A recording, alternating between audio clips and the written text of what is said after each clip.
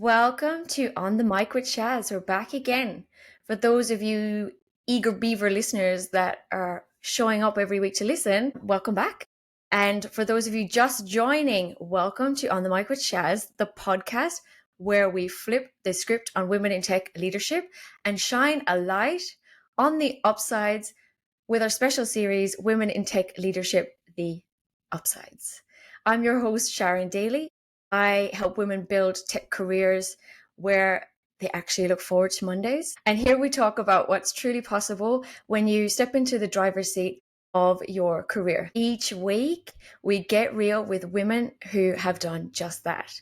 Trailblazing leaders who share not just the challenges, but the joys and the wins and the freedoms they've unlocked by choosing to lead.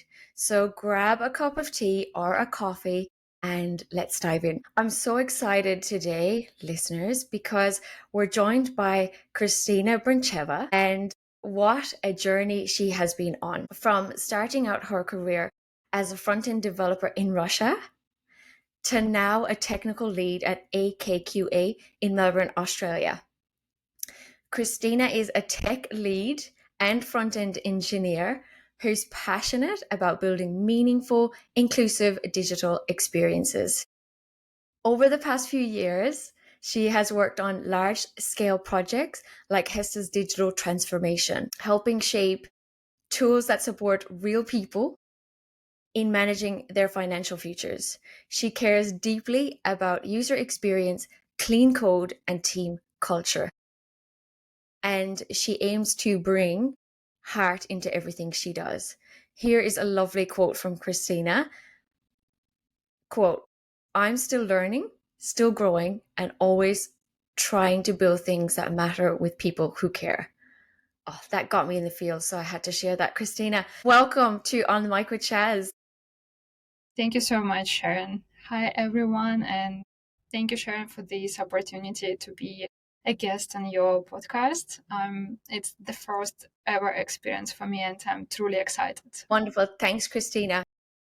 So look, for the listeners to kind of get to know you more in your journey, let me ask you, so you moved from Russia to Australia in 2022, is that right? Almost. I moved from Poland in 2022, and I was living in Poland for 3 years. Okay. Poland was my first relocation from Russia. And then I could make it to Australia because I always dreamed living in Australia and working in Australia. I just want to settle here. And living in Melbourne, and understand that this is really my place. And I did well choosing this place and pursuing my dream. And being in Russia, I couldn't make it directly to Australia because I was still like a junior middle developer and I didn't have a lot of experience. I could not just relocate to Australia to have like working visa or to grab some company who would be happy to sponsor me and smooth my relocation. But it was possible to go to Poland. And I thought of it as, all right, it will be my just jump point where I would have this first experience of being in a different place, to leave my home and try to settle in another country. And after this, like time passed. Actually, it was pretty quickly. In 3 years, Australia was possible for me. And 2022, like my dream came true. Yes. That's super brave. Not only did you move to Poland, but then you moved to Australia as well. So that's a big leap in itself. So what then is one unexpected lesson that you've learned about yourself since making both of those moves, actually, from Russia to Poland and then Poland to Australia, both personally and professionally? So I'd say that I think that I can do everything. That was an unexpected lesson because I had so much boundaries, and I thought that like being a girl in Siberia, I'm from really small town where we had like 30,000 people, and when I was graduated, I had a scholarship in university. During this university time, I was dreaming about Australia, and I thought this is something impossible to moved out from Russia. I I couldn't speak even in English. So I was like, okay, what can I do? And when Poland happened, I was thrilled because it was something new which broke my belief that it is not possible. And when Australia happened, when I knew that, okay, now I'm going to go from Poland to Australia. And when I arrived here, I was like, oh, yeah, actually, it is true. It is my life. I was dreaming about this, but now it is true. And this is magic thing to acknowledge that something like you were thinking of while ago, now it is your life.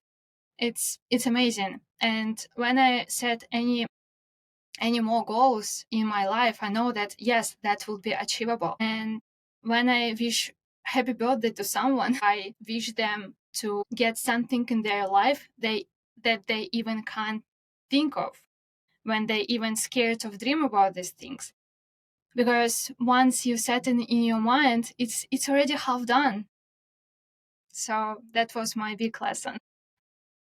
Kristina, that's incredibly brave and incredibly inspiring, because it's that big leap to just do it and see what happens. And it's super scary and it's uncertain. And you don't have family and friends. I did the same thing myself, so I get it. And I think it's incredible that you now wish those same possibilities and opportunities for other people. That is the most cutest thing I've ever heard in my life.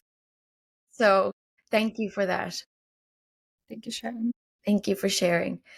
And I know that you're really passionate about building digital experiences with heart. If you could describe your approach to tech in 3 words, what would they be and why? I think it will be foundation, learning, and experimenting. Because foundation is important, and this is something you learn from university. I know that there are a lot of people struggling during like their bachelor or master time, thinking of, oh, I don't need this because it's not useful. I have a calculator in my phone. Like, why do I need to build all of these things?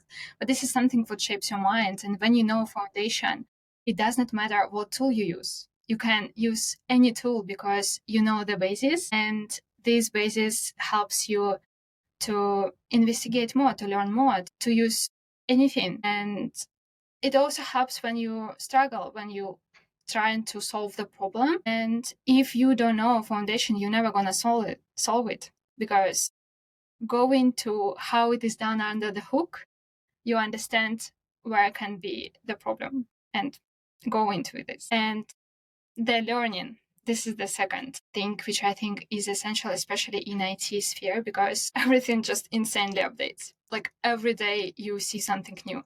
Every day there is another tool, especially with AI now. If you are not learning and like you're stuck on one place, that's it, you're done. It's like we are not in the time anymore where you graduated the school, you graduated the university, and then you just go to one job for 30 years, then you retire, and that's it, done, happy life. No, we have to upskill ourselves every day if we want something bigger from our days. And I think this is not only about IT, but in general, don't stop learning ever. And experimenting is something which is truly important because without experiments, without making mistakes, you never learn and you never understand that actually your approach can work. And experimenting is something which I think helped a lot of people before. And we see many projects someday in the past startups, but now it is something we use every day. So yeah, this is my 3 approaches. Wow, that's incredible. So we've got foundation, learning, and experimental. Yep. Yeah, that's Experiment. wonderful. And as a leader, that experimental part, if you allow your team to fail, so like fail fast, what they learn from those mistakes is powerful. If you allow your team to do that quickly and allow it to be part of the journey and that it's okay, as long as you're learning and cultivating that kind of, environment, then it's going to be successful, and the vision of that organization or product that you're working on is going to come to fruition with that type of mentality. Yeah. And as you pointed really right, that as long as you learn out of these mistakes, because you can't repeat the same things several times, and then it will mean that yes, something is wrong here. But making mistakes and learn out of them, it's a skill, not being upset about it. And this is where I think team support matters, because if you have a lead who sort of kind of beat you if you do mistake, yeah, people can be scared of it, which is another direction. But where people have support, like, yeah, this is okay, everyone makes mistake, this is fine, let's just see what we can take out of it and bring it to current work, and then have it as an experience and move on. Correct. Yeah. And it's when you have a leader that takes accountability and they don't do the blame game.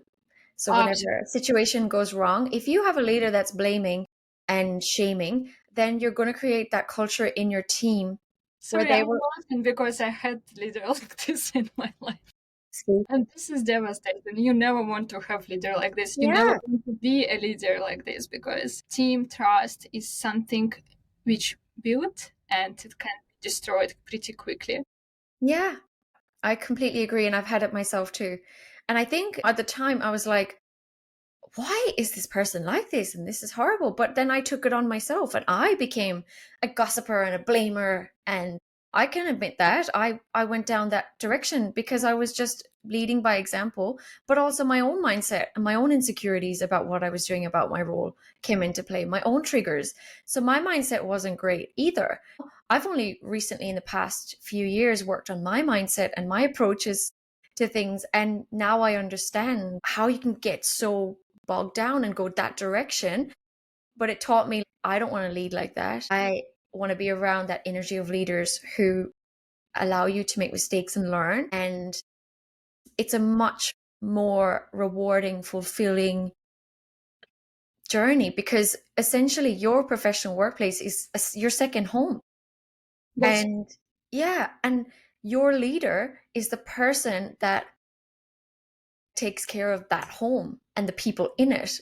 And if they're going that route of blame and creating that culture, it's really unfortunate for people's mindsets, particularly if they're going through personal situations. Then they're coming in from personal challenges into professional challenges.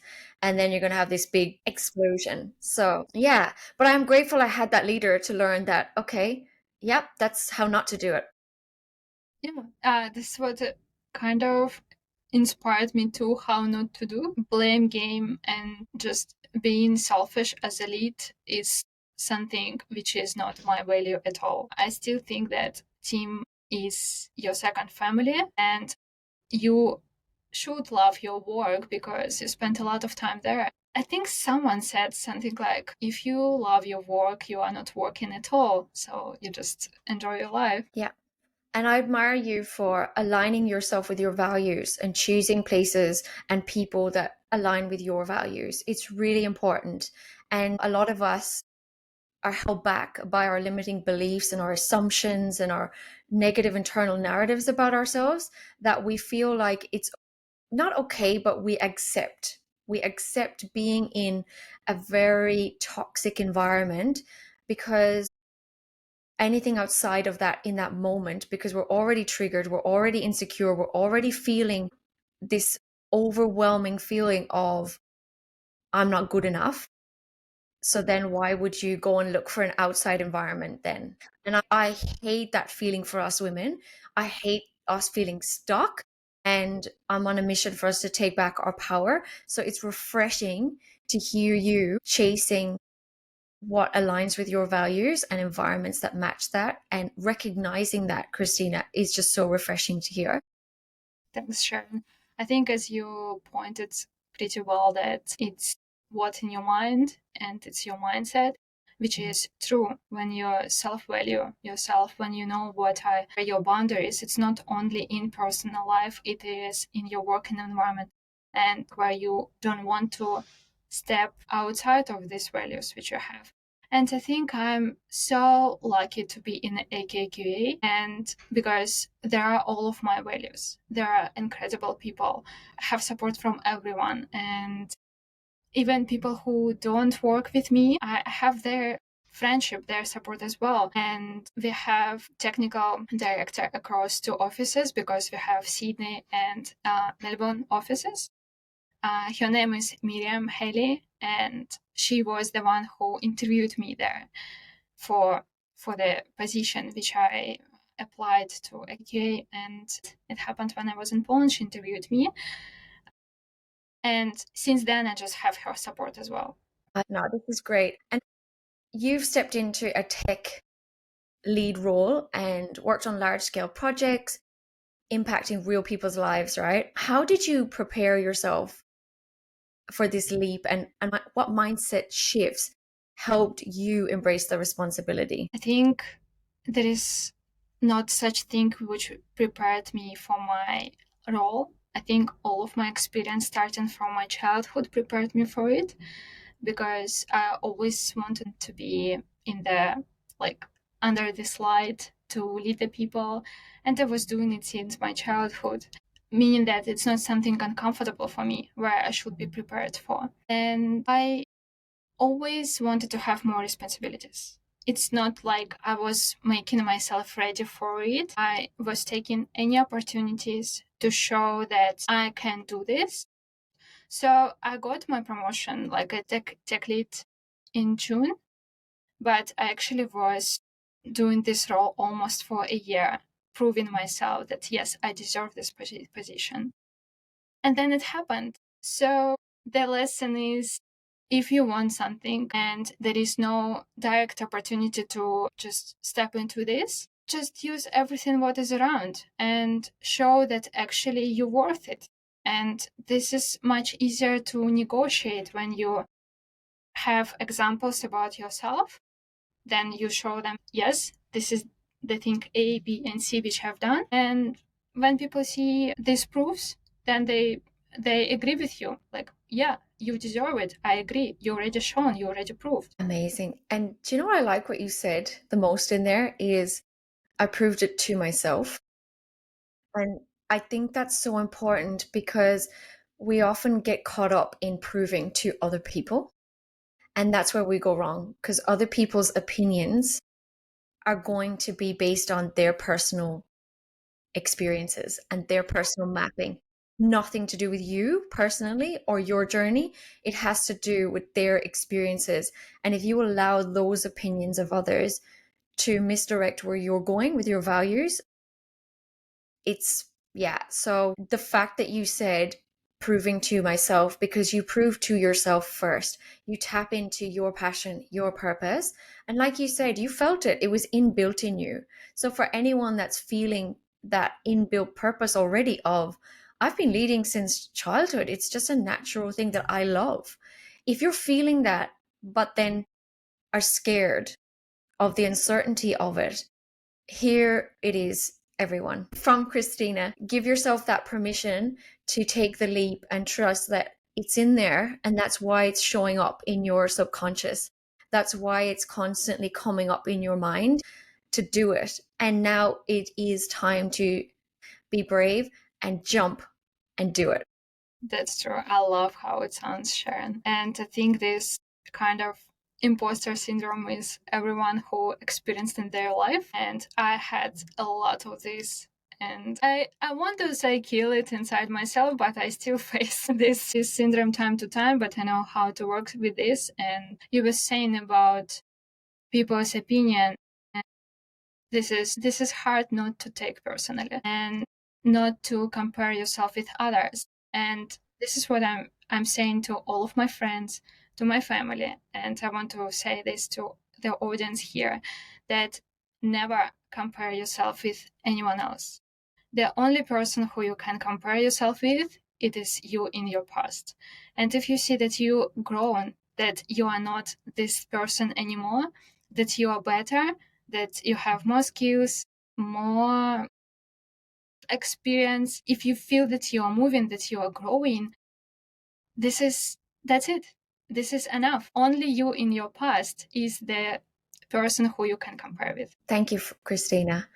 Listeners, I hope you're sinking that into your brains and mindsets right now. On that note, in your journey then, what has been a pivotal moment where you realize leadership isn't just about technical skill, but it's about empathy, culture, and impact as well? I'm lucky with my team right now, and we have so comfortable environment with each other. It's closer to friendship when you can talk not only about work but something personal to share, to uplift each other, which makes it easier to be natural as a leader as well, because you want to support, you want to be kind, you want to be a good person, you want to make the world better, to support everyone who you know. And as we talked before about having a bad example of leadership, I had like a bad manager in my professional life, and I know from the example what I don't want to do, how I don't want to look like, and that helps too, as well as seeing a good side of manager. Like I was talking about Miriam, I want to have her example here again, because when I look at her, I'm seeing the great leader who I want to be like. So I think, yeah, just the examples around, they shape your world, they shape your mindset as well. That's so important. And it is about who you surround yourself with. And Yeah, they feed into that energy that you're already working on for yourself. that's And it's important because when you get into that mindset where you're on the right path, you're going to be tested. You're constantly going to have people who will test that mindset around you. That's why it's important to know your worth and know your direction. And no matter how many people come into your life that tests your mindset and tests your passion and purpose and your direction, you are clear that that's okay. I'm not taking that personally. That's showing up in their lives. It's not showing up on mine. And I hope that they too get there someday where they realize that there's more opportunities out there. And it is a huge challenge, and it has been a huge challenge for me on my journey too, because I've been bullied. I've worked in traditionally male dominant environments for 20 years, and I accepted the different mindsets and the biases as normal. And then I found a place where there was great mindsets and I was surrounded by people who were aligned with my values, but I chose that and I attracted that by working on myself as well. And so there's two sides. It's the environment that you're in also needs to work on what they're doing as an organization and teams to cultivate a great culture. And the other side of it is you working on you too, because you can go to so many different cultures and different environments and different organizations working with different people. If your mindset's still stuck in these limiting beliefs and these triggers and insecurities that constantly raise their ugly heads, then no matter where you go, it will keep showing up. So face yourself also on these journeys, I would say. I'm so glad to hear that you found this inner power to find the place which aligns with your values. This is also inspiring. Yeah, absolutely. We are taking from what is around us. Same as it is said that you're like accumulation of your friends around. So that's why we should be also careful about our surroundings, because if we allow someone to negatively impact our days, it means that this person is not right for you anymore. And this is okay. Life is moving and people are moving as well. Right people that happen with us at the right time. Absolutely. And regardless of your gender and regardless of your background, it's how we all show up at the end of the day as humans, how we Yeah, show up. And we have to check ourselves and face ourselves sometimes that when you're pointing the finger out, sometimes there's three pointing back at you. And you, in addition to organizations fixing their environments and policies to make things better, you also have to work on you and reflect on yourself to see what you can do to also adapt and make this a better world for us all to work together. that's true, Sharon. Humans first. Humans first. Exactly, exactly. And the behavior which you want to see from others, this is first of all what you do. So yeah, if you want others to be kind to you, be kind to yourself first. You've nailed it. Yep. So, Kristina, for emerging leaders, stepping into a lead role can be quite intimidating. What's one strategy or habit that's helped you gain confidence and influence without losing your authentic self? This is the so interesting question. I believe that you first of all never should lose your own values, even though there are situations which just challenge you, and you'll kind of see, as in Matrix movie, like a path A or path B, and you already know what is the right answer, what is the right way to and path to go into, as well as people support around, which we also already were talking. And when you do things from your heart, when you work from your heart and you have support of your team as well, then just the magic happens naturally. And if you betray yourself, then it's like disappear. I would say that not losing yourself, just don't lose yourself. Just keep your own values and keep doing what you want, what you believe in. And if there is something which is forcing you to do what you don't want, just try your best not to do this, because I think there is like true thing about karma and it will reach you back. Yeah, I agree. Karma comes back around. And it's again what we said earlier, it's recognize leaders you might have had that you recognize is not a good way of going about it. And how would you do it yourself? And if you would do it differently, maybe then that's not the right team for you or environment for you. And it's okay to think that way. It's okay to tap back into yourself. Who am I now? What's the modern version of me now? Don't settle for less. Don't settle for less. Exactly. Kristina, you have been recognized in the Women Leading Tech Awards. What does recognition mean for you? And how do you balance external validation with internal purpose? I'm glad you brought this in, because the Women Award, I can tell a lot about this. It started from February because we should have applied for the award first. And that was amazing experience for me, because my colleague from HESTA side, because there is AKQA who works with HESTA together.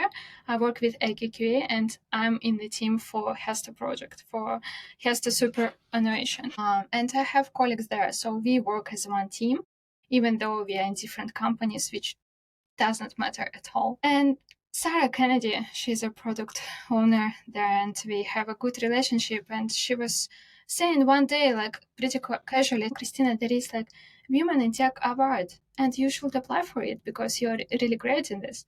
I was like, yes, Sarah, thank you for saying that. It's pretty nice of you. And then time passed, and she was texting to me and saying like, there is me and there is Georgie. Georgie is a manager also in the HESTA. Me and Georgie, we are just feeling the award for you. And when I saw this, I was like, what?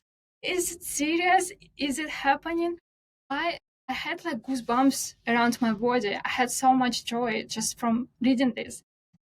That meant so much for me that they were feeling the award. They were making it happen for me.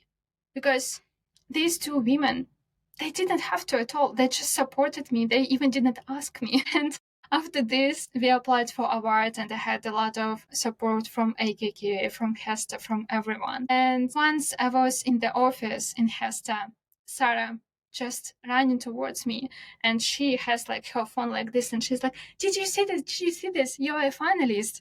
I was like, wow, thank you for showing me. She was more excited than me. And this recognition, which came from them, it means it is an award for me. Of course, our journey to Sydney was pretty wonderful. It felt like girls' trip out because all of us were there. We went to this award ceremony and we were enjoying this. But yeah, that felt like magic. That felt like a movie. I couldn't believe that it was happening with me. such a recognition, such a support, especially from other women. I love that. And I love that you use the word magic, because you've done so much work on yourself, and often people see the outside of what's going on and the physicalities, and maybe that you're talking really positive about life, but they don't realize the hard work that goes inside your mind and the internal narratives that you have to every day push down the negative narrative that wants to come through, because it's in all of us.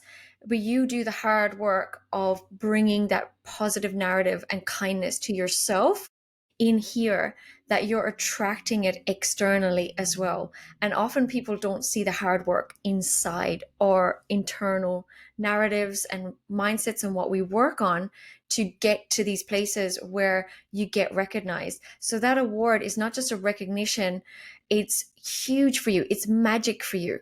When you talked about that, it was the magic of those people from different teams, different organizations, able to come together. That shows the possibilities and opportunities. When we work on our minds in here, we attract it everywhere else externally as well. So that's when your internal matches your external. And that is so powerful. And like you said, magic. Couldn't be said better, Sharon. It's beautiful, honestly. It's very beautiful. So thank you for sharing. And we talked earlier about tech constantly evolving. And that's why you said about the foundation, the learning, and the experimental, right? And tech is constantly evolving, and teams are diverse by design. How do you approach building inclusive environments where everyone feels valued and heard? And how can leaders do the same in their teams? Such a great question, Sharon. First of all, I think that there shouldn't be any hierarchy in a team. Everyone's work is valuable and appreciated. I think the communication always should be opened.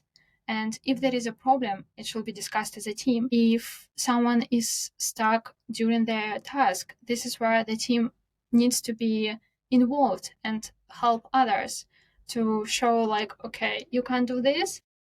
This is also about supporting making mistakes, because when you have fear of doing the mistakes, and it also comes from a bad leadership where people are punished for doing such some mistakes, they're afraid of doing something outside of the work, Their comfort zone?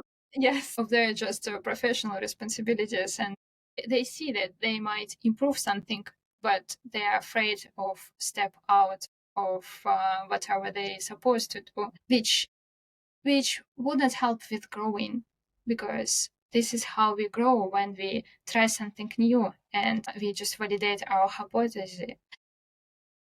And that's fine to be wrong, but there is a really great phrase from Elon Musk who says, like, uh, it's okay, but it's okay to be wrong, but don't be confident and wrong. Yeah. Yeah, I agree. It's really allowing people to be heard.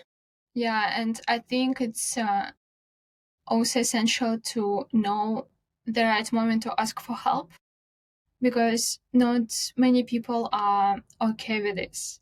They think if they ask for help from others, it means that they're not good enough, they're failing, or they are not capable of solving their own problem. It's even not only working in professional environment, but in personal life as well.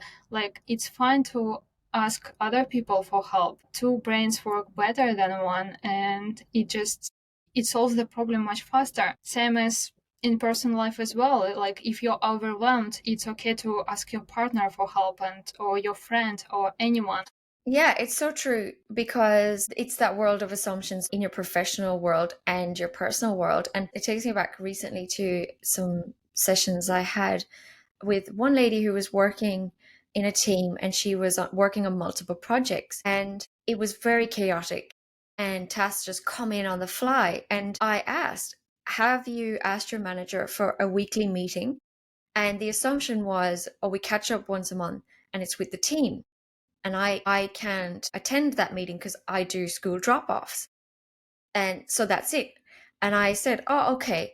And I just gently asked, have you asked them, can you do a meeting outside of that, just one on one, so that you can keep on top of the tasks that have come in the previous week and prep for what's coming next. And then you can reflect back on the previous week and see what tasks got done, why didn't they get done, what can we do better, and can they have solutions from their side to help you, or can they help you come up with solutions from your side, and dig deep and have a weekly catch up. And she was like, I haven't asked that. And then there was more assumptions, and then eventually she went and asked, and when we caught up she was like, I feel so relieved, Yeah. you know. This is also coming from being afraid to hear no if you ask. But this is also fine. Like, you never gonna get something if you don't ask about it. And you better to work on yourself being prepared to hear no than being shy and never ask, right? Oh yeah. And I think the thing I've learned the most that comes up for me in my life is don't take anything personally. Yeah, Don't that's take anything personally. When you adopt that, it makes it easier to ask questions, ask for support, because you're okay with the no. And I respect that. The rejection feeling is so icky. So I've also got this shift that see rejection as redirection. So and how do you manage, Sharon, to not get things personal? I would love to hear about your tools which you use for this. yeah, of course. And I slip off because I'm human. So I have times when it doesn't get to me, but there's triggers in me. But I self reflect and I go, is what's happened in this situation to do with that person, or is it to do with me? And 9 out of 10 times, it's me. I'm personally triggered because of something that happened in my childhood or a work environment that's raised that up. So what I then do is, okay, that's a me problem. And if you are listening to my podcasts a lot, you'll hear me constantly saying, face yourself. And that's what I did. I face myself. And really, I come back to again what we said earlier is people are going on their own journeys, their experiences. And some are very safe and comfortable and don't want to come out into that world where it's uncertain and they think it's more overwhelming outside when actually it's magical. And where I'm going with that is when you are working on yourself and facing yourself, you will come across people who are not. And they will often project onto you what's showing up in their lives. And I have nothing but empathy and compassion for that. Instead of taking it personally, I come with that empathy and compassion and respect where they're coming from, because that's something triggering them. That's something that they're scared of. That's coming from fear and an insecurity. And I was once there. So I have respect and compassion for them, as opposed to taking it personally and being all self absorbed and going, it's about me, you know? Because it's projection from what's showing up for them. It's nothing to do with you as a person. And some people can be nasty, but when you are working and facing yourself and you self-reflect, you're protecting your energy and your peace. And when you're protecting your energy and your peace, you know what to allow yourself to react to, and you know what to go, that's okay. That's showing up for them, and it is nothing to do with me. Well, I see how much work you've done to reach this point. I think I'm somewhere on the middle, because I can understand where this person came from, that it might be not my problem at all, like it's not personal. However, sometimes I think, all right, you feel bad, but you don't have any rights to express this to me. And that is, I think, also important to stand up for yourself, because sometimes bad person is just bad person. Like, don't over explain someone's behavior, because if they are not if they are not nice to you and you are nice to them but they still not nice to you, then okay, that's enough. You should protect yourself as well. Yeah, it comes back to protecting your energy and protecting your peace. And I talk in my coaching sessions about the fine line between boundaries and when to stand up for yourself. There's a difference between reacting to somebody from resentment and bitterness and anger. you'll never get the results you want from that person because they're already in this place where they're triggered and they're projecting onto you based off of their journey and experiences. So you're never going to get anywhere or a solution. So to protect your energy, you have to tap into, okay, this is showing up for them. That's okay. I respect that for them. That's a choice in those moments. But again, we're human. And I've had slip ups where I'm triggered and I go, "Rah!" That's human. But my choice now is always to tap into, that's kind of sad that something's showing up so much for them, that that's how they're approaching this situation. And I protect my peace by understanding them. It's a skill. It is. Yeah. And, but I will say I love it more. I love this type of energy. And before, I used to let people be around me for a lot longer than I should have. That would drain my energy. And that is okay. That's what's showing up for them. But it doesn't mean I need to put up with it. It doesn't mean I need to be around them. And I had to make really hard decisions. And I help my clients do the same, where you have to let go those friends, those partners, those colleagues. You have to let them go. And it's difficult. And the how is what I help with as well. But when you do let go, it's one moment of uncomfort, but then it's the relief that my clients feel in these situations after. And you suddenly realize, wow. And then you think to yourself, why didn't I think of that sooner or do that sooner? I wouldn't have been so dragged down. Because here's what happens when you have those types of people around you or environments around you, it clouds you. Yeah. So the clarity just doesn't come. So you can't find solutions and everything seems like you're just running on a treadmill and getting nowhere Yeah, and because you are overwhelmed wasting your energy on this. because you're wasting your energy on the wrong thing. You're always getting a message, by the way, physically. If you're all in your chest, if you're constantly running and you're not stopping to reflect, you are being taught that you're on the wrong pattern. You're on the wrong path. You've got the wrong people around you. Something is not aligned and you've got to get back in alignment. And that's what I do a lot of in my sessions as well. And it's amazing when we come back into alignment, the clouds part, I call it. I always say this to my clients too. And the clarity comes, but the clarity will not come if you don't remove what's holding you back, whether that's people, whether that's your assumptions, whether that's an organization, an environment. If you don't remove it, you'll never get that clarity. Sounds that you thought about some feelings in your body because your body already knows the truth. And if you have enough of attention towards yourself, you already know that all of the answers, what you need to do. Your body helps you to do this.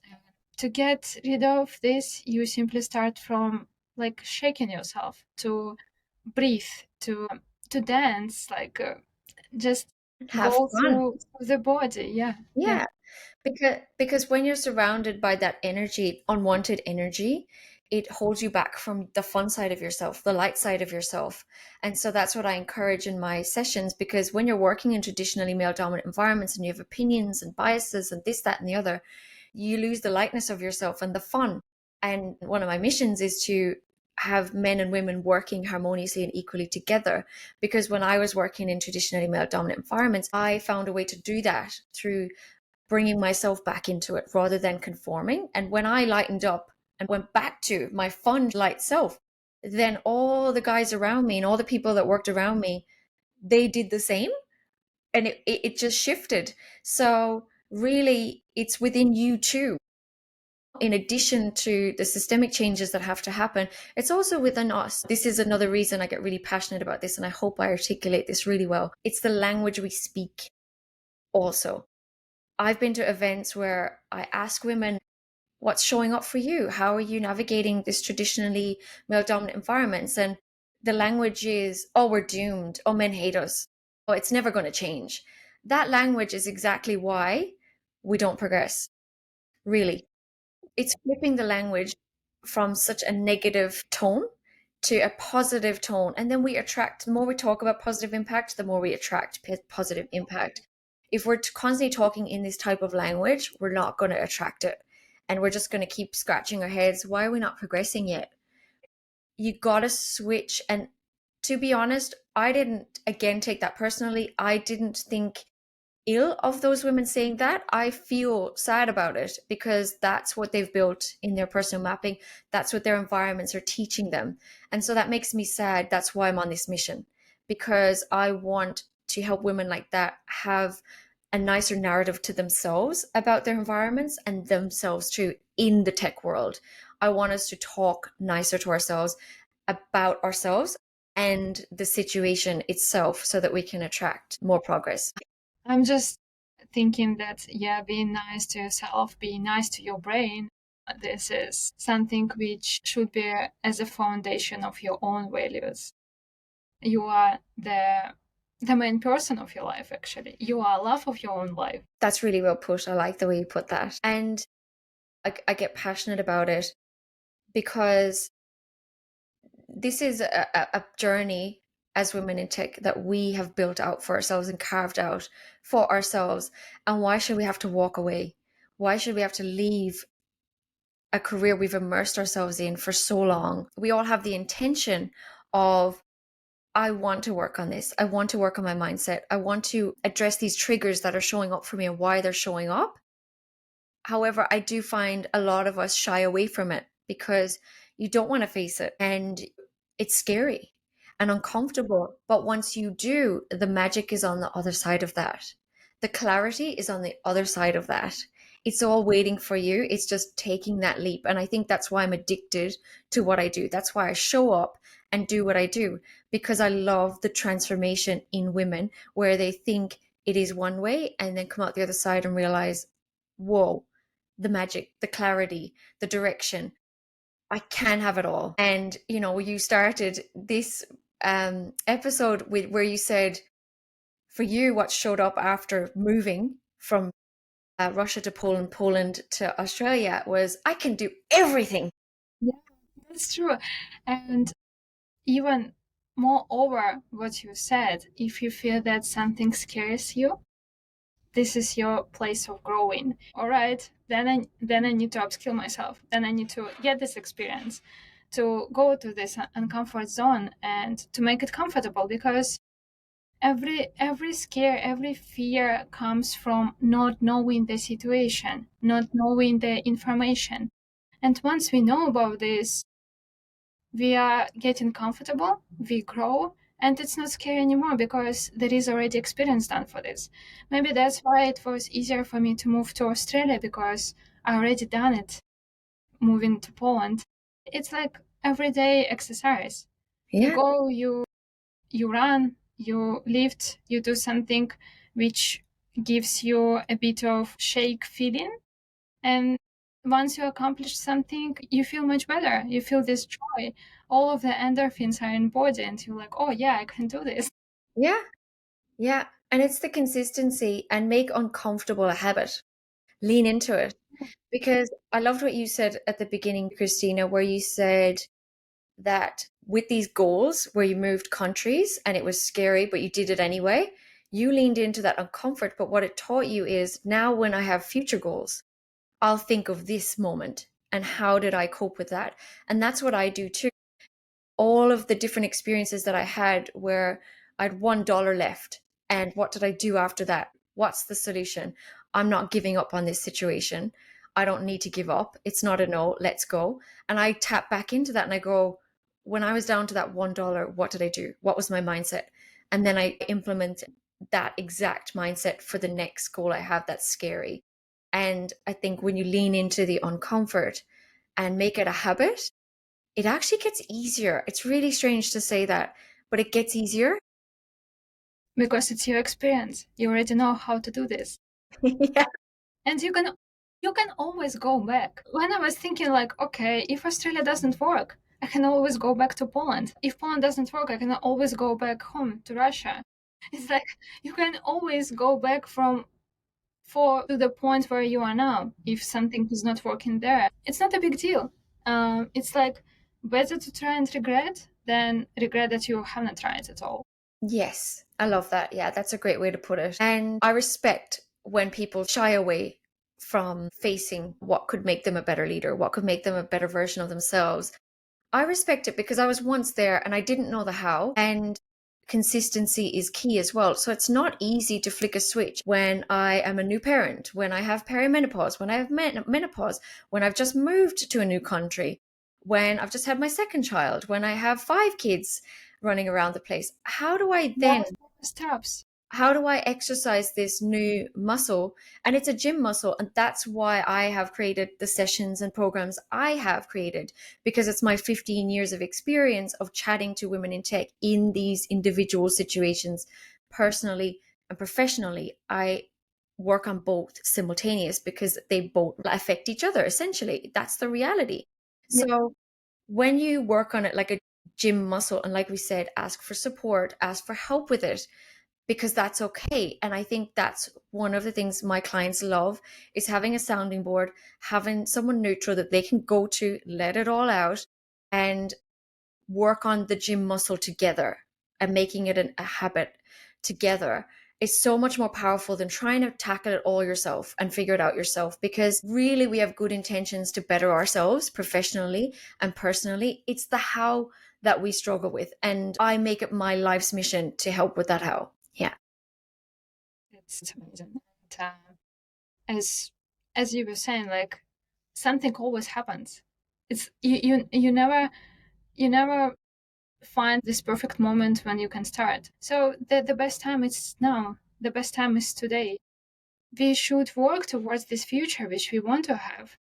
And what can we do today? We start doing this. It's like, I want to be fit. I want to run marathons. But today I'm just laying on the couch and watch Netflix. All right, how are you going to be there in this future if you want this? Yeah. Work Yeah. towards this today. Yeah. And it's micro progressions. They're the key. It's like, I put this back to when it was my early 30s, I learned to drive.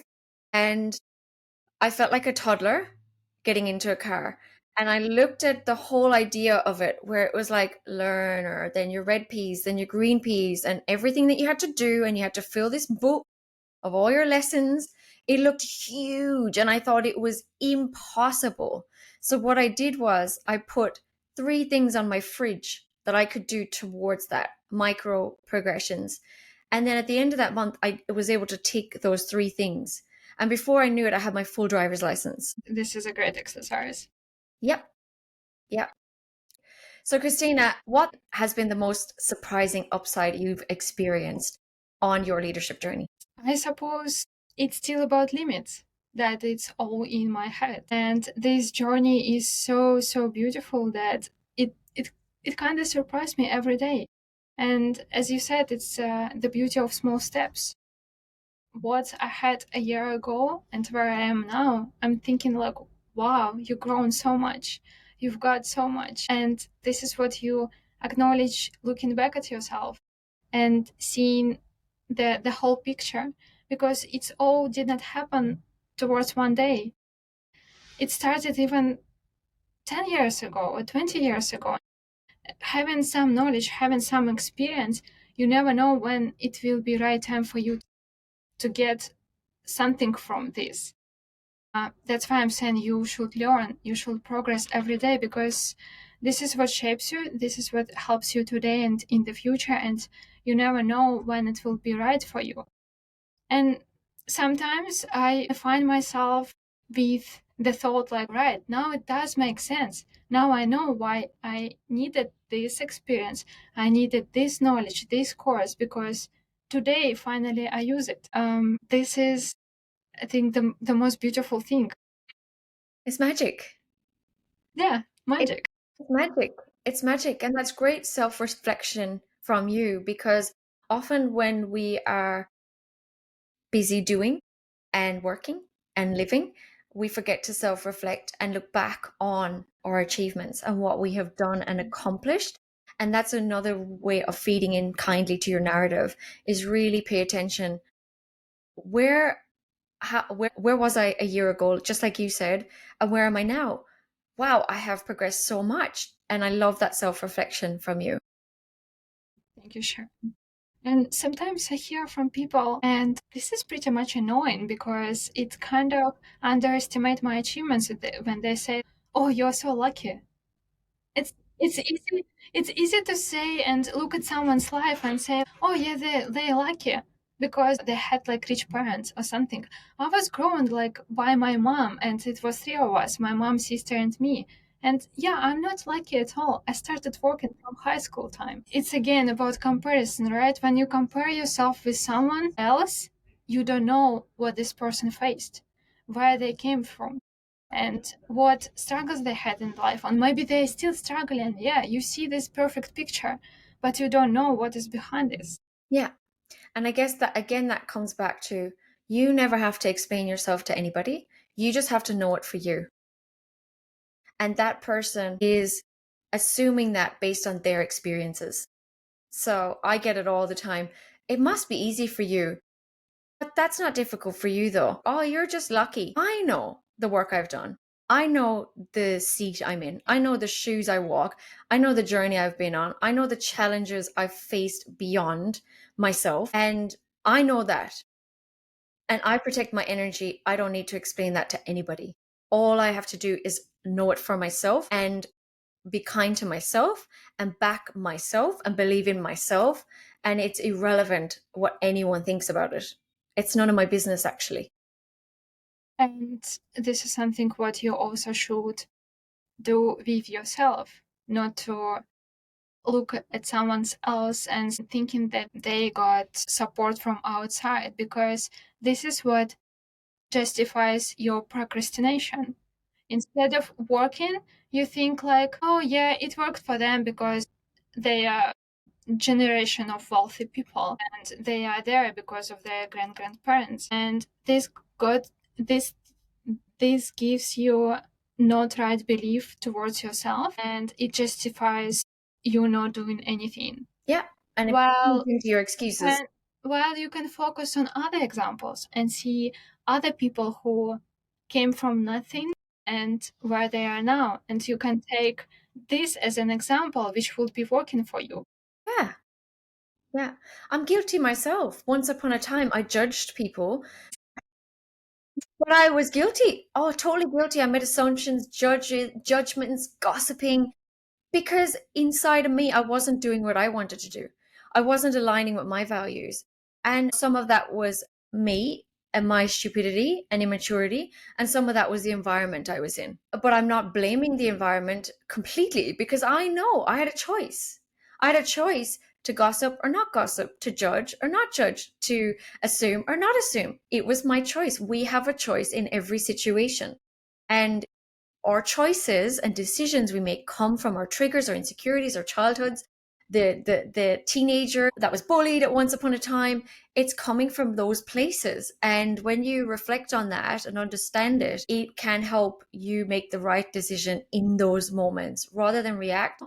And I think that's powerful. It is powerful. And I wish many people knew about this skill and use it for Yeah, themselves. yeah, and it's work. It's definitely work, and the how is the challenge. So that's why I help with the how. So listen, Kristina, thank you so much for being here and for your absolute honesty and your incredible insights into your world and your journey. So thank you. Thank you so much, Sharon. It was such a pleasure for me to be here. It was wonderful chat, and I'm actually surprised that our time is over. Thank you.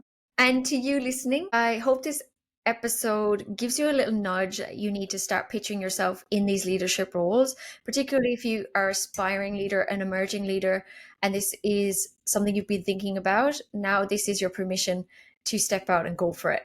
Just go for it. Trust If you're yourself. waiting for a sign, it is a sign. This is the sign. Absolutely.